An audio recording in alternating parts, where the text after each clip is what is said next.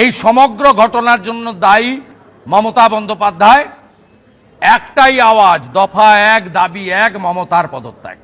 এর বাইরে কোনো কথা হতে পারে না। তোমাদের খাবার নাই? হ্যাঁ, থালা সাজিয়ে রেখেছো, খাবার দিচ্ছে না, কষ্ট হচ্ছে না? হ্যাঁ, খুব কষ্ট হচ্ছে বলো। থালা দিয়ে দিয়েছে, খাবার দিচ্ছে না, শোনা গো আমার, কি করে বলো? মদ মাতাল, প্রকাশ্যে সিগারেট খোর, সব লোক সুটিয়ে লাল করে দেবো, নোংরামি বার করে দেবো। 2 বছর ছিল, আরো 4 বছর থাকতে হবে। মুখটা বন্ধ করে রাখুন। ঈশ্বরের মঙ্গল করুক। বোকা বলে এই কথাটা বলেছে।